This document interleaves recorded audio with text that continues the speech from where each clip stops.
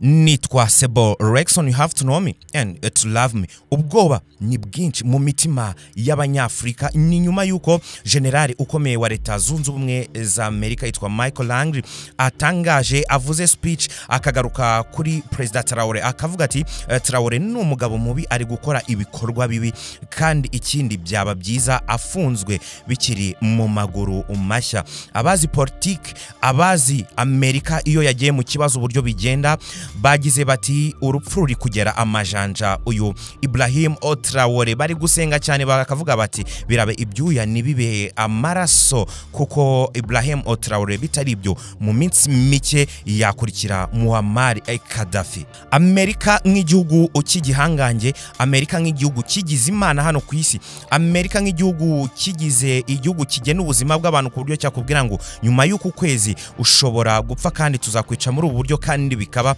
hari inshuro Amerika bigerageje ariko biranga ahubwo birangira ibyo bifurizaga abandi bibagarutseho bo ubwabo. Yitwa Fidel Castro, uyu yayoboye igihugu cya Cuba. Uyu Fidel Castro Amerika mugerageje kumwica inshuro 638 ariko biba iby'ubusa ahubwo yaje kwipfira nyuma yishwe n'urw'ikirago. Ibrahim Traoré na yahe masomo yakura kuri uyu mugabo Fidel Castro wagezwe amajanja inshuro nyinshi? Ibrahim Traoré niki yakigira hangaha? Ese nihe bahuriye byose n'ubundi umunota kundi isegonda kurindi? Reka twinjiremo turebe uko byagenze kugira ngo Amerika ijye kwica uyu mugabo Fidel Castro ariko bikanga na yahe mabanga yakoresheje. Niki kintu cyatumye uyu mugabo Amerika imunanirwa? Mu 1959 Fidel Castro yagiye ku butegetsi ategeka Cuba ari prime minister. Iki gihugu cya Cuba giherereye mu birometero 150 uvuye ku nkombe z'umujyi wa Florida. Iki gihugu cya Cuba uyu mugabo Castro akimara kugitegeka, akimara kuba umuyobozi, yahise afata ibigo by'ubucuruzi bya petrol biba mu gihugu cya Cuba byose bya Amerika n'abandi n'ibindi bihugu arabifatira mu buryo bw'ibanza. Aravuga ati ibi bigo ndabifatiriye. Akimara gufatira ibigo by'ubucuruzi leta zunze ubumwe za Amerika zarababaye cyane ariko hari ikindi cyari kigiye gukora mu mutwe leta zunze ubumwe za Amerika, nuko uyu mugabo politike iye yahise ayiganisha ku mahame y'aba communist. Ibi ngibi byababaje leta zunze ubumwe za Amerika, ntabwo yagomba kubyihanganira ibona bibera mu marembo ya Florida dore ko iki gihugu gituranye na leta zunze ubumwe za Amerika. President wari uriho icyo gihe yitwa David White yahise ategeka ko uyu Fidel Castro agomba gupfa mu maguru mashya. Ikigo cy'ubutasi cya CIA nicyo cyahise gihabwa izo nshingano. Barababwira bati mukora ibishoboka uyu Fidel Castro nago dushaka kumubona ari muzima ariko tubangamira. CIA yari ifite umugabo witwa Robert. Uyu Robert yari arija ku giti cye ariko mu ibanga rindi rikomeye yari na maneko wa CIA. Uyu nguyu rero baramubwiye bati Robert uri umuhanga, niki wakora kugira ngo tujye muri Cuba tubone Fidel Castro yitabye Imana? Uyu Robert yarababwiye ati hari umugabo tuziranye w'inshuti yanjye uwo ngo na wundi yitwaga John Losley. Uyu John Losley yarari umuproducer ukomeye cyane mu by'amafilm.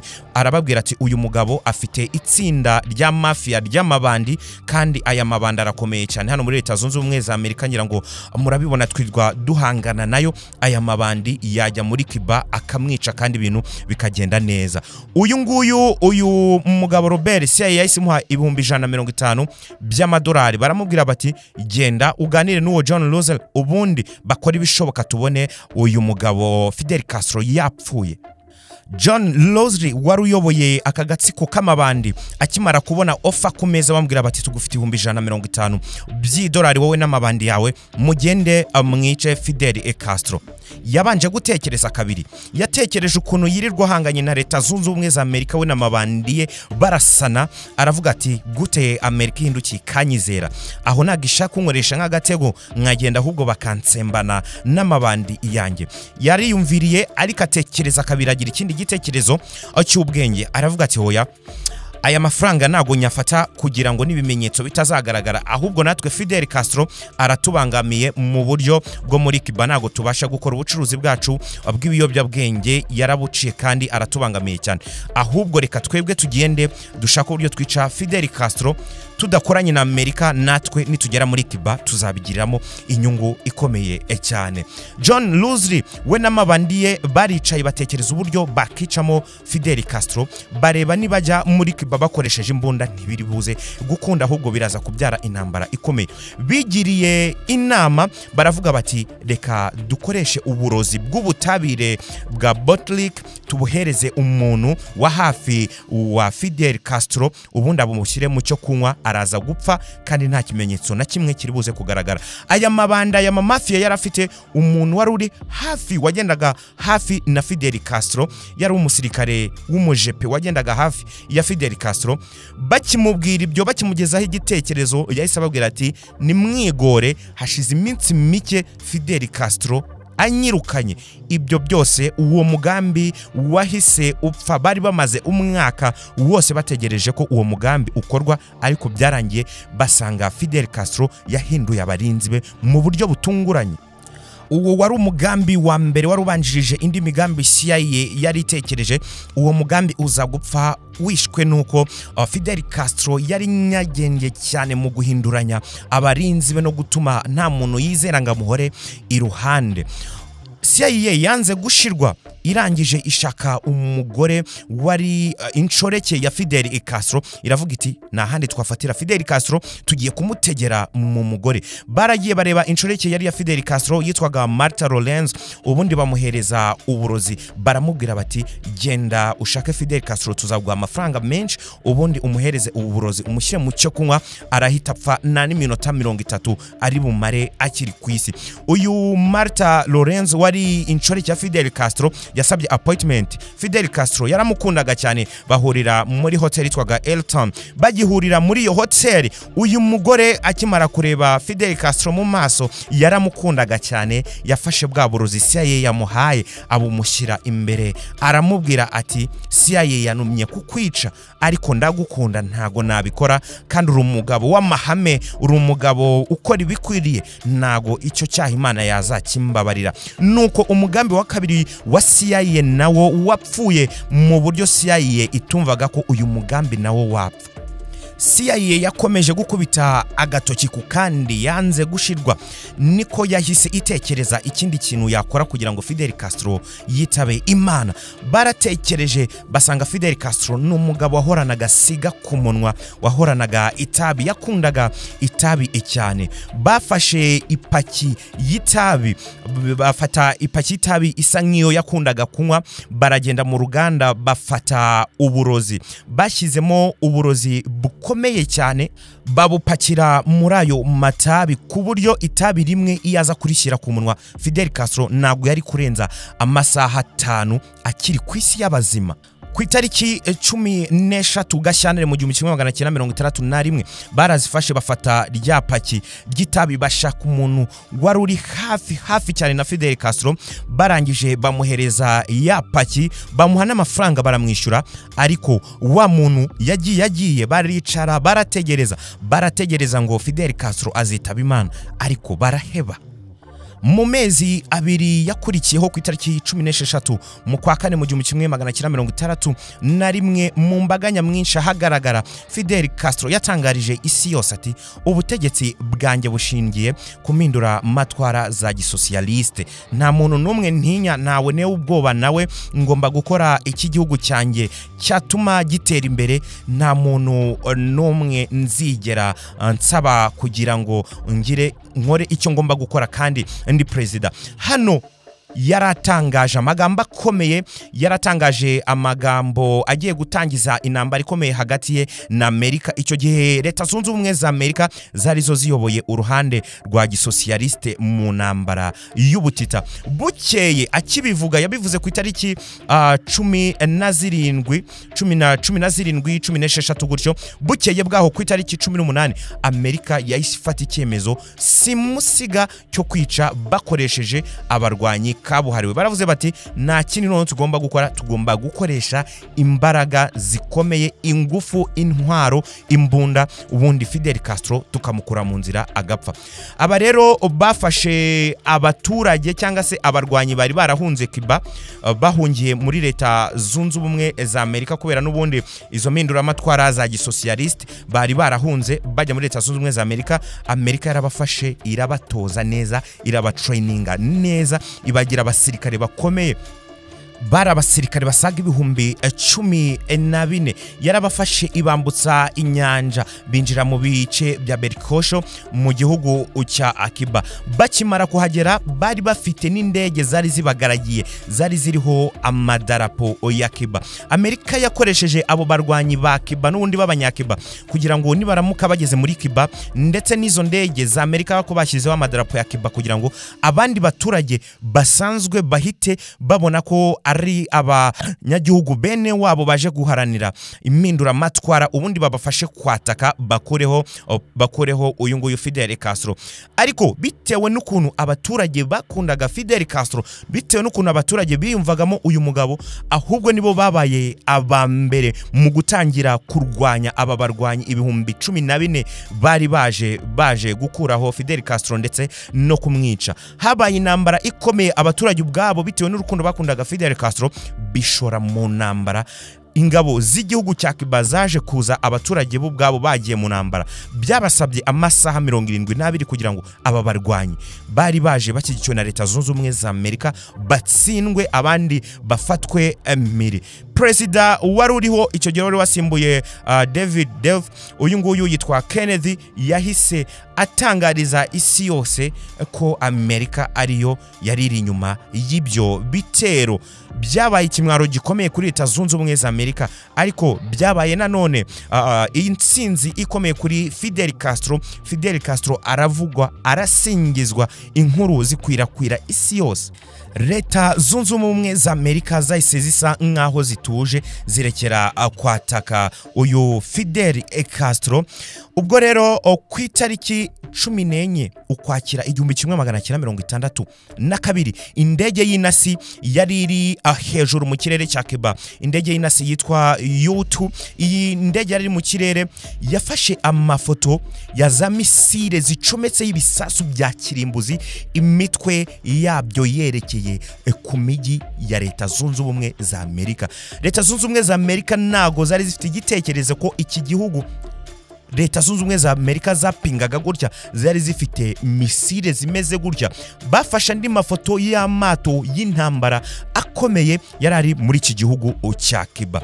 Ibi bisasu, ibi birimbuzi bya rutura byari byaravuye muri Leta Zunze Ubumwe z'abasoviete.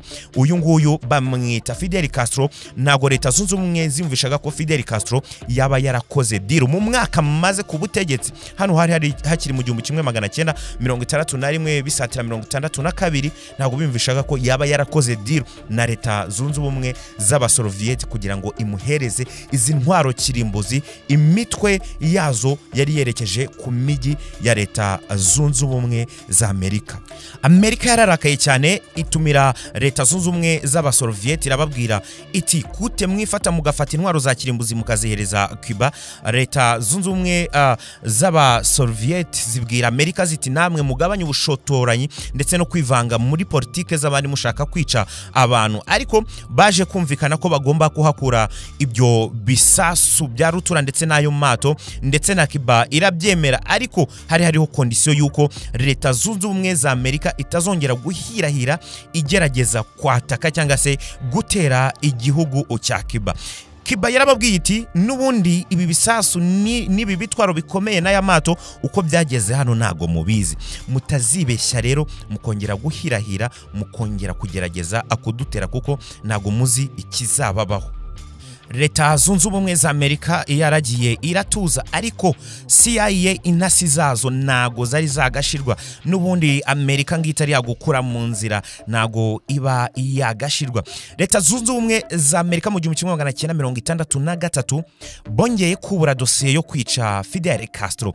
Intasi za CIA zari zizi umugabo witwa James Donovan. Uyu James Donovan yari umunyamerika kandi yari umodiplomate wa leta zunze ubumwe za Amerika. Ariko uyu mugabo nubwo Amerika rifitanye ibibazo na Cuba, uyu mugabo we yari inshuti ya hafi, yari inshuti ikomeye cyane ya Fidel Castro. Bakundaga guhura, bakundaga kujyana koga, dore ko Fidel Castro yakundaga kujya koga akibira mu nyanja akajya mu ndiba y'inyanja.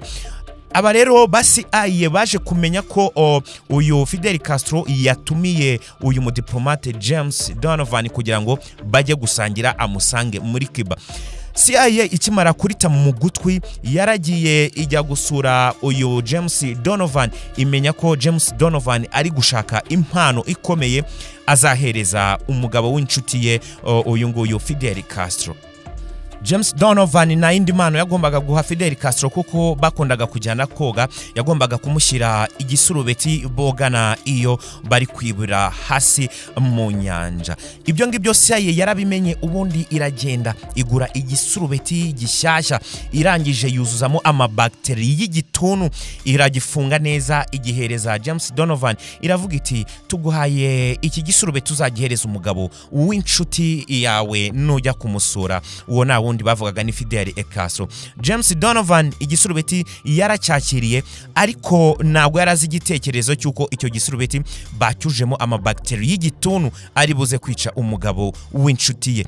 Ariko nyuma yaho uyu James Donovan yaje gusubiza ubwenge kugera avuga ati ariko izi muhwe CIA igize n'ibibazo yagiranye na Fidel Castro ikangurira igisurubeti ngo ngishyire inshuti yanjye, izi muhwe sizabihehe. James Donovan yarifashe ubwe ku giti cye, yigira mu isoko ashaka igisurubeti cyiza, arakigura, aragifunga, arangije aragitwara agihereza Fidel Castro cya kindi yanga kukimuhereza. CIA yarongeye iricara itegereza ko uyu Fidel Castro yitaba Imana, ariko uwo mugambi nawo wari umaze kuburizwamo.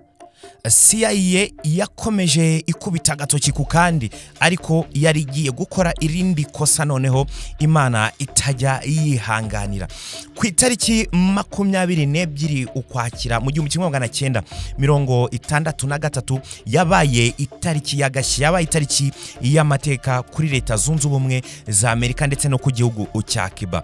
Abangaba CIA bari barahuye n'intasi yo muri Cuba, noneho bari bagiye gukoresha indi ntasi yo muri Cuba, uyu nguyu yitwaga Bara. Bamunyuzeho baramubwira bati tugiye kuguhereza ikaramu, ariko iyo karamu yari yagaragaraga nk'ikaramu, ariko yari mu bwoko bwa serenge ya epidemic. Iyo yari yuzuyemo uburozi bwa Black Leaf 40, yarimo uburozi bukomeye cyane. Baramubwira bati uzagenda uyikoze, niyo wayikoza ku mubiri w'uyu mugabo Fidel Castro gusa azahita yitaba Imana.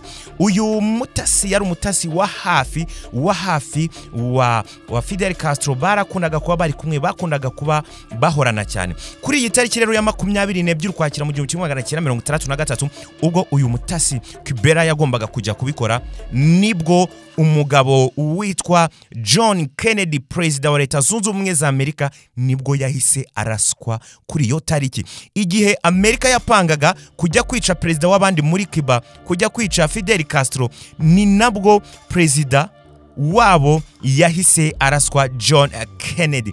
Bahise bagarika umupangu, baravuga bati ntago twajya gukora ibi bintu, perezida wacu yapfuye, turi bize, reka tubanze turebe ibi tureba. Nuko byaje kurangira, ariko iyo ntasi n'ubundi Bara nawe ntago yagombaga kujya gukora ibyo, kuko ahubwo yari double agent, yari gutata habiri. Bari bazi ko ari kubakorera, ariko ibyo bamutumaga byose yarahindukiraga akabibwira Fidel Castro. 2006 Fidel Castro yaje gupfa yishwe n'urwikirago yapfuye ku myaka 90. Mbere yuko Fidel Castro apfa hari umunsi umwe yaragiye mu nama ya Loni ubwo yarari mu ndege agiye muri Leta Zunze Ubumwe za Amerika ari kumwe n'umunyamakuru amubaza atariko bwana Castro abantu bavuga ko umaze kurokoka impfu nyinshi atariko hari ukunda kugenda wambaye antibare kugira ngo batakuraza. Fidel Castro atitse ngo ni president yafunguye ishata amwereka mu gituza cye aramubwira ati hoya dore n'ubu ngiye muri Leta Zunze Ubumwe za Amerika kandi ngiye nta kintu nambaye kindinda amasasu ati ngiye nizereramo nkizera Imana ikindi kandi nemeranya n'amarangamutima yanjye abagomba kumbi ruhande nabo ngomba guhinduranya kandi nujuba amwishyamba ati inyamaswa burya iba mwishyamba ni inyamaswa igira amakenga inyamaswa ibasha kuramba mwishyamba simbaraga nyinshi singufu nyinshi ahubwo ni inyamaswa igira amakenga kubera icyo ari inyamaswa igira amakenga nuko iyo nyamaswa ihora ikebaguza ireba ko batari buze kuyigira umuhigo wayo ahubwo yo ikagira izindi nyamaswa imihigo igahora ikebaguzwa. Fidel Castro yapfuye yishwe n'urwikirago nkuko maze kubikubwira yitaba Imana afite imyaka 90. Inshuro ziri hejuru ya 638 Leta Zunze Ubumwe za Amerika zagerageje ariko nta nimwe yigeze ikunda. Ese ibingibi president wacu wo muri Afrika Ibrahim Traoré ko bivugwa ko Amerika yatangiye kumugera amajanja yakuramo irihe somo kugira abaturage bagukunda? Nababwiye ko uyu Fidel Castro hari umunsi umwe ingabo zamuteye ariko abaturage bo bwabo bagiye mu ntambara n'abasirikare batari baza abaturage baramukundaga cyane. Uyu Ibrahim Traoré afite abaturage kandi baramukunda cyane. Abarinzi guhinduranya ibingibi narababwiye muri operation nababwiye yo kumukorera kudeta ngira ngo mwarabyumvishe utari wumva icyo cyegeranyo jya kuri Menyekana TV wongere ucyumve. Ibrahim Traoré ni umugabo ukunda kugira amakenga ndetse no guhinduranya abarinzi cyane kwiyizereramo yizeramo Imana imuhe kuramba ateze imbere Afrika ateze imbere Burkina Faso. Nitwa Seborexon duhure n'ubundi mu bindi byegeranyo ndetse no mu yandi makuru mugomba kumenya menshi kandi akenewe ya nyayo yizewe. Menyekana TV kora subscribe nimba utari wayikora. Menyekana TV.